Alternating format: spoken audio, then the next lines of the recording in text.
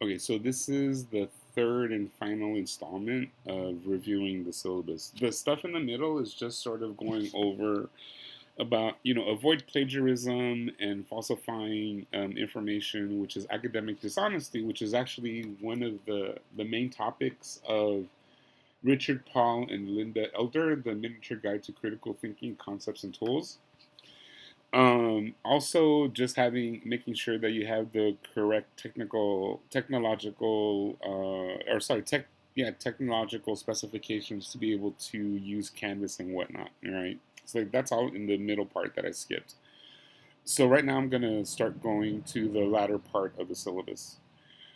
So what I started doing about I want to say like 6 7 years ago, or maybe a little bit before that, was teaching at Dominguez Hills. I had a lot of students who would come to me telling me that they're in some type of crisis. The crisis is either being in an abusive relationship, or that they're homeless, couch surfing, living in their car, or having some other living arrangement.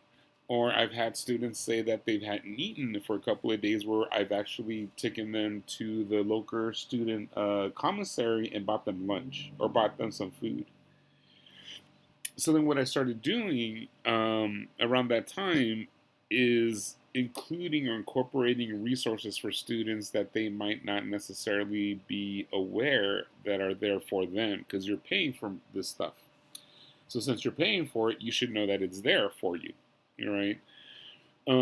This is not an exhaustive list, but it's just an idea to give you an idea of what are the source resources around on campus, as well as general area of Carson, okay, and the Long Beach area.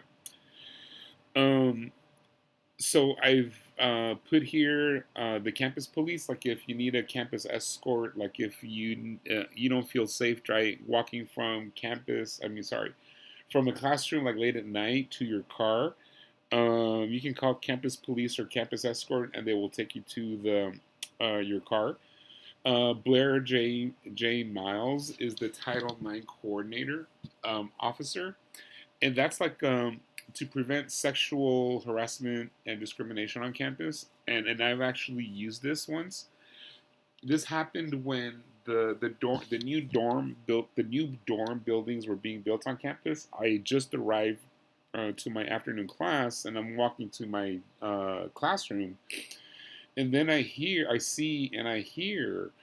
a construction worker catcalling university students. So I walked up to the guy, and I told him that he's not allowed to do that, because students are not to be harassed.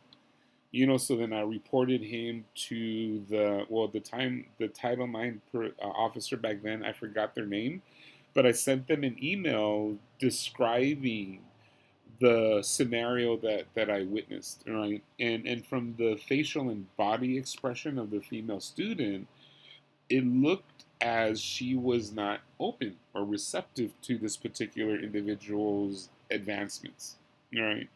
So, so I have used the Title IX officer before, all right, to ensure that students do have a place where they could feel safe and not being harassed. Okay, and then sorry, excuse me. There's also information on the school psychology services or psychological services, the Women's Resource Center. But then I also included some off-campus organizations like the YMCA Su Casa, which is located, I believe, in Long Beach, as well as the National Domestic Violence Hotline. And then I also included the online sources for like the Women's Law Org, information on restraining orders and other information, and as well as the National Coalition Against Domestic Violence Information and Resources. All right. Excuse me. I've also included the Rose Black Resource Center, and this is for Black students on campus, where they have a place to hang out and decompress, or just meet other students, or study, or just relax. Okay. And there's also the Toro Dreamer Success Center, as well as the Immigration Justice Center. All right, and I think They're located in La Casa, all right, which I just realized I forgot to put that in here as well, which is a space for Latino students to hang out and do homework and just relax, right? Okay. But then if you're also a dreamer, and I know because of the current election cycle, there's a lot of uncertainty in terms of like the election results, despite the fact, how Kamala Harris is doing well against Trump. Um, more likely than not, Kamala Harris would win. But just looking at history, everyone thought that Hillary Clinton was going to win the election, and then we saw what happened there. Now, I'm not saying that that's going to happen or suggest that it could happen. I know this is contradictory, but there's a strong possibility because of what Republicans are doing in order to ensure that Trump wins, right? Like the situation in Georgia, if you're not aware, the Georgia Republican Party decided to pass laws making it possible for I think it's the attorney general, or might be even like a person in the registrar's office, and the registrar's office is the office that oversees the election process. That if the officer or the head of that department doesn't like the results of the election, let's say that Harris wins or beats out Trump in a specific county in Georgia, the head of the election office could literally say, we're not going to validate this election results because we don't like it for whatever reason. So as a consequence, the Democratic Party is actually now suing the Republican Party in Georgia to clarify that law. All right, so that's why I'm saying like it's uncertain. We need to see what's going to happen. But I provided information to access immigration attorneys if you need to contact one. So there's the Loyola Immigrant Justice Clinic, and there's also the Coalition for Humane Immigration Rights, or CHIRLA, which is located in Los Angeles. And I think they do have like other offices throughout the LA area. Okay. And as I mentioned earlier, I have bought students food on campus before. So we do have like pantries or a pantry for registered students. And this is located at the College of Education Building 14 in HO23. And to be able to access the website, all you need to do is just hold click or command and then click, and then it will take you to the website. Yeah. So it's just to sort of give you an idea of how to go about doing it. Sorry, just waiting for the Wheel of Death to release.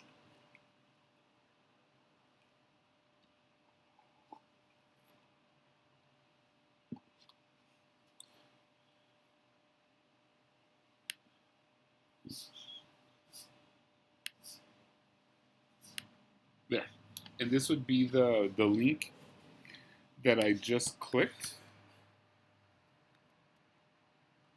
right, which is Teddy's Pantry, and this is their page. So they have the information where they're located, their email, their phone number, their hours of operation. And I think the only thing you need to do is to be currently enrolled as a student at Dominguez Hills, and then they could determine your eligibility. But I think they need you, as a person who's applying, is to register online and then make an appointment. All right, and it'll just take you step by step through this whole process. All right, because I've also donated money to the food pantry program.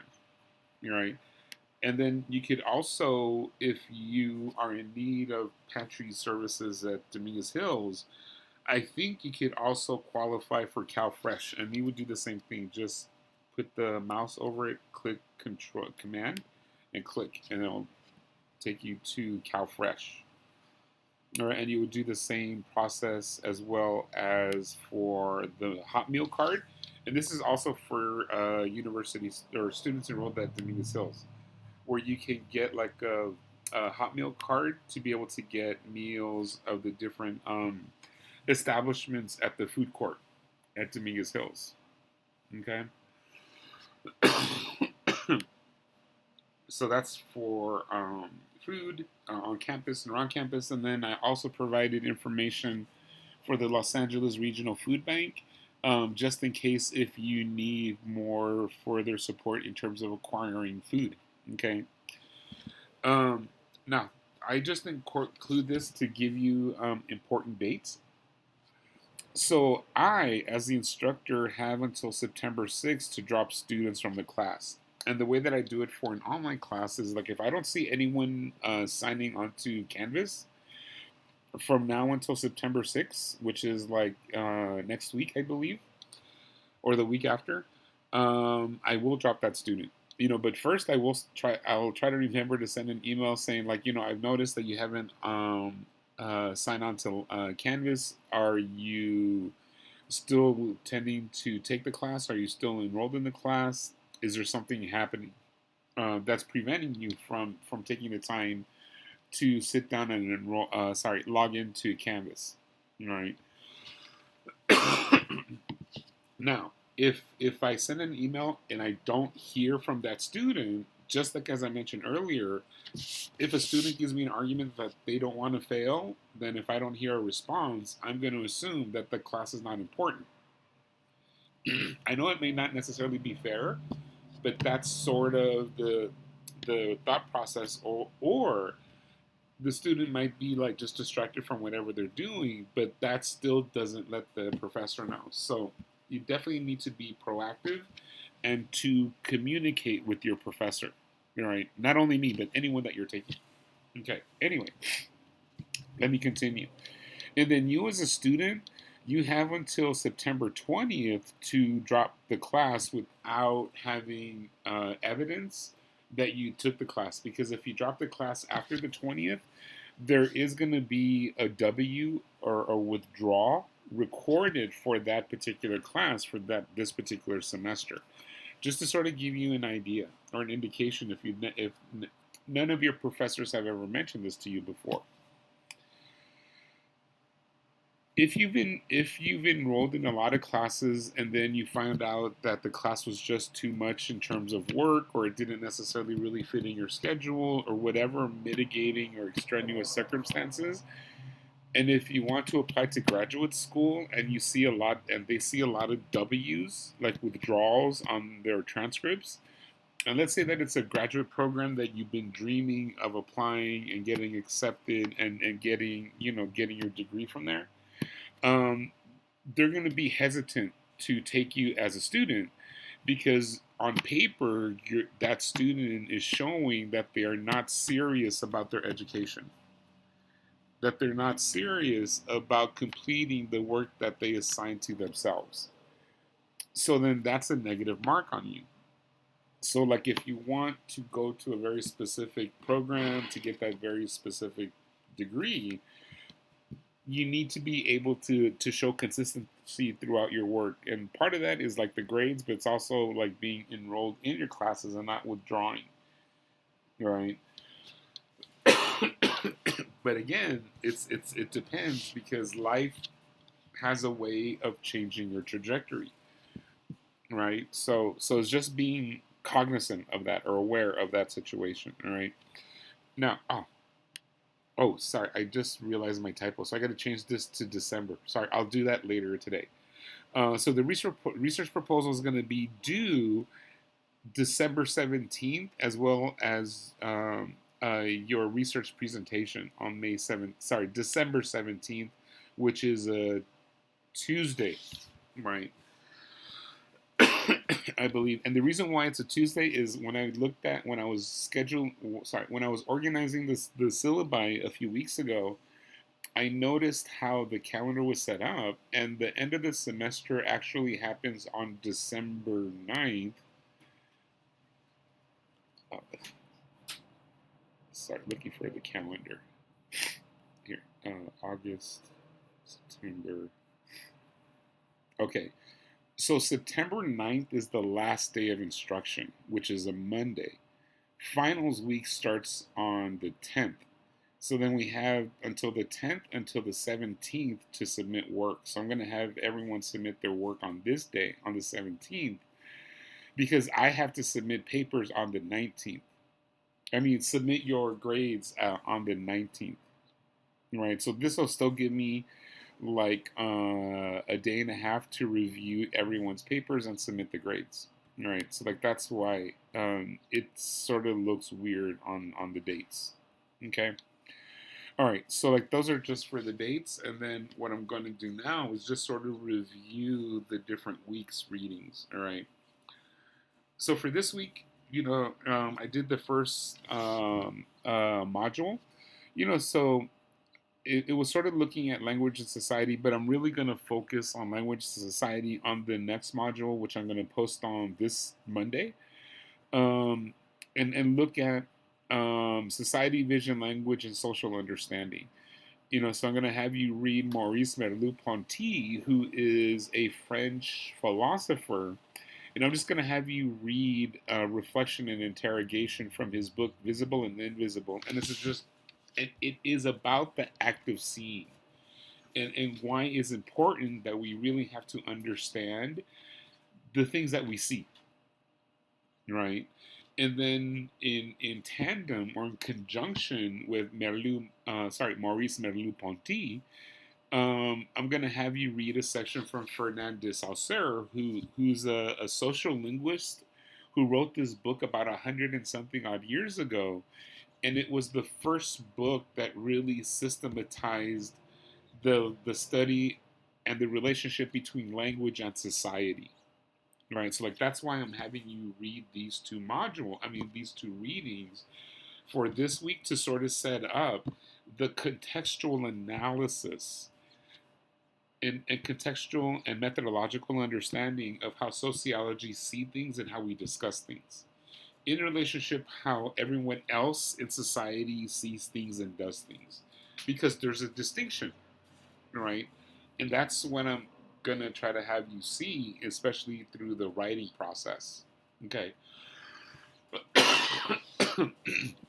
Now, just to sort of let you know, and just to me to be honest and open and forthright, these two readings are probably going to be challenging for you. So then what I would just suggest is that you skim just to see what you understand, and then go back again and then read it a little more carefully. All right. And then write any notes or markings on your, however you take notes when you're reading, because you should always take notes when you're reading, either annotated or however you take notes when you read. You definitely have to utilize that tool and that skill. All right. Because then what I'm going to do is like I'm going to write up the modules, which I'm going to be working on and finishing by Monday and getting them ready, and they're going to be drawn from the reading materials. But then also what I'm going to do is that I will also reference previous modules. All right, I'm not going to do that all the time, but I just want to make sure that you are aware that I will refer to previous modules. All right, just to have that consistency and always draw your attention to the things that you have been exposed to and what you have done. Okay. All right. Now, from week 2, then we're going to go to September 9th or week 3. This is technically Veterans Day, but we don't really have a physical class to go to, so we don't necessarily need to worry about that. Okay. All right.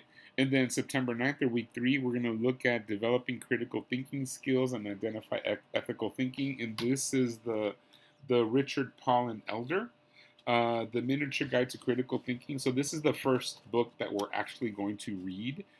I will have like the modules with some exercises, some videos, some written examples, right? As well as written examples on the other modules. All right, that's just like how I'm gonna put it together, like I had with the first module that I posted on Canvas for this week. Okay, so developing critical thinking skills and identifying ethical thinking, and then learning about sociological inquiries, like who's your audience. Because one of the things, and I'm not sure if previous sociology professors have ever mentioned this to you, or even an English teacher, is that when you're writing, you should always imagine the audience that you're trying to write for, right? So if you have an idea of who you're writing for, then it's slightly easier to address your argument and your writing to that particular or potential audience that you're trying to have read your material. Okay. So we're going to spend time on that, and then we're going to be prepping for the editing. So like this week, you're going to be reading the how to write a paragraph, the theory, practice, and then look at the appendix. And then I will also include other materials in the modules to help you prepare for that following week.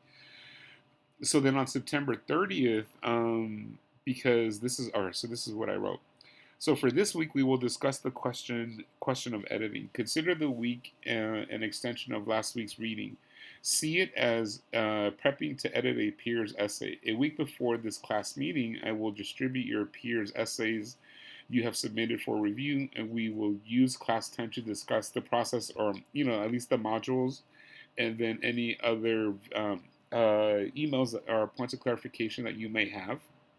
And then I would post, if I get the same question from like the different students, I'll do a video to clarify that point. Okay, so that's how I'll address like mass questions of the same question or issue.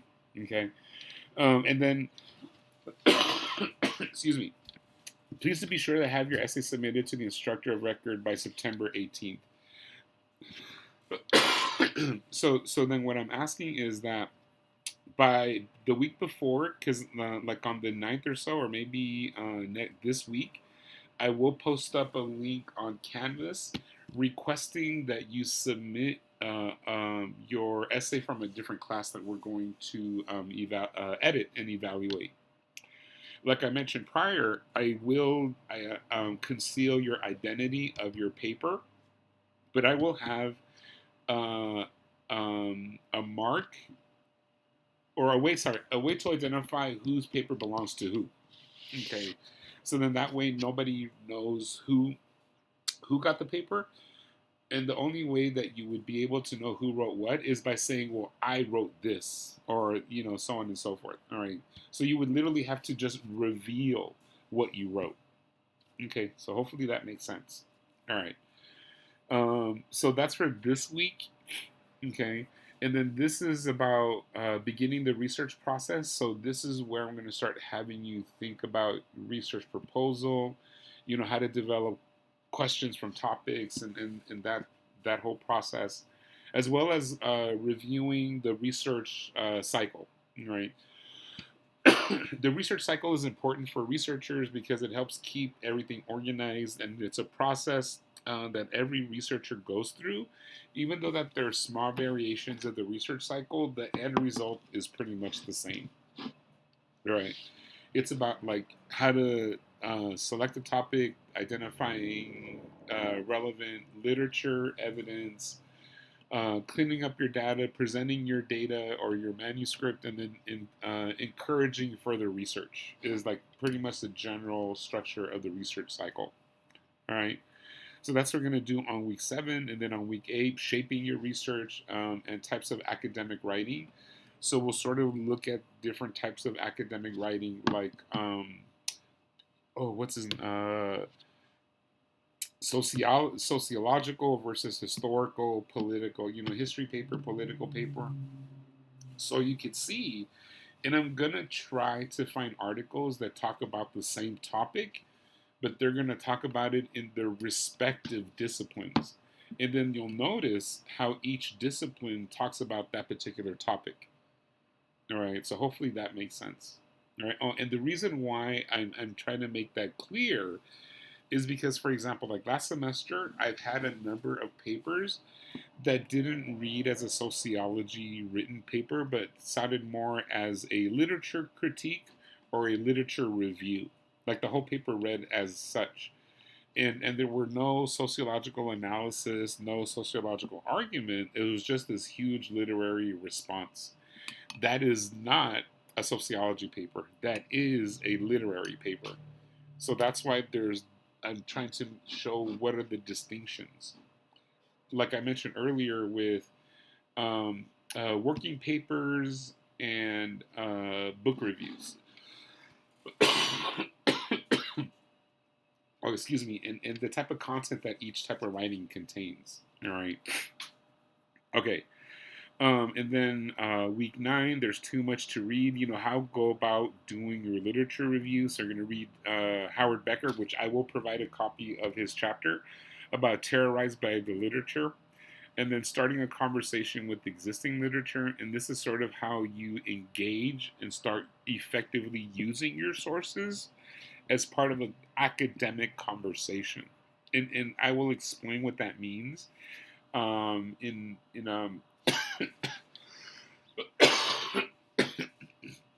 excuse me, in a video and Canvas module exercises. Okay. And then learning academic argumentation about how do you construct a solid and well-grounded sociological argument by using Wayne C. Booth et al. And then effectively supporting your claims about making claims and how to assemble reasoning and evidence. And then, I should definitely, I thought I took this off. Sorry. I'll remove this later today. Sorry about that typo. Because I thought I caught it earlier. And then from there, we're going to go to week 13, making sense of it all, about how to start organizing your materials to make sure that it makes sense not only to you, but as well as your audience. And this is sort of based off of imagining who your audience is, but also what you gain from doing your peer critique or your peer editing, and also reflection and critique. Okay. And then making connections and moving forward about how to make an argument and then how to maintain that argument and how to move your argument forward. Because that's also an issue that I've noticed in the papers last semester, as well as other semesters, because this is actually an opportunity to help students really focus on the process of writing, which I couldn't necessarily do with the other courses because we were more focusing on the topic at hand, because I usually tend to teach like globalization, urban sociology, social psychology, women and society, and criminology.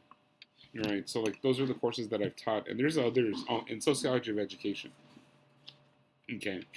Anyway, yeah, so like that's what we're gonna do for this particular week, and then developing a sociological narrative about how to make claims and how to effectively support claims, and what is that process, right? And how to go about discussing your findings. So that's what we're gonna do for this section, and then here on the 15th week, 15.3, and I'll explain what all these numbers mean.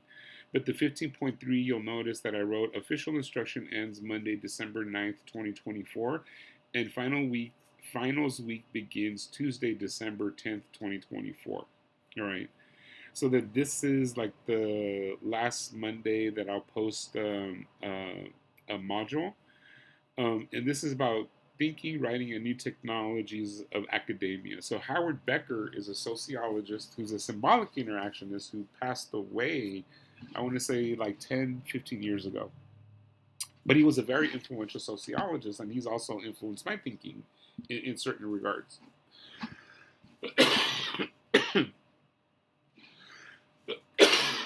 Excuse me. So then when he wrote his book, he was talking about like new technologies like fax machines, the internet, and new computers and all that was considered part of new technologies in academia. 30 something or 20 something odd years later, after writing these books, now we have to I think we need to revisit what Becker has said about technology, computers, and academia, or technology and academia, and look at generative artificial intelligence in higher education, like ChatGPT and some of these other AI programs. Because like when we first heard about ChatGPT, I think it was like last year or 2 years ago, I was trying to incorporate the AI into the courses that I was teaching, but I just didn't know enough about AI. So then now that I'm trying to learn as much as I can about AI, and seeing how to incorporate it into the class process or the learning process. But we still need to be able to be aware of how technology is changing how we learn and also how we teach. All right. So like that's the intent of this last section. All right. And then of course here I have like December 16th or week 17, which is the finals week, and then here just stating submit the research proposal by Tuesday, December 17th by 11:59. Oh, oh, and I forgot to also put the uh, research proposal. All right, so I'll do that. Okay. And then just to sort of draw your attention, I also have a page here of in-text citation guidelines from the American Sociological Association handbook. So these are just some examples, right, of how to punctuate or reference something in your text. And then this is the last thing on the syllabus is the code of conduct. So after you go through the syllabus, you're going to write your name and then sign here and say that you understand what are the requirements and that you're going to be responsible for your education, do the things that you need to do in order to do well in class and what have you. So hopefully this makes sense. Yeah, I'm sorry that it's taking like 3 videos, about a half an hour each, to go through the entire syllabus. But I do hope, and I hope that you find this helpful. But if you have any points of clarification, please let me know. And hopefully I'll speak to you soon, and hopefully I get to meet you in person. All right. So I hope everyone enjoys their Labor Day weekend.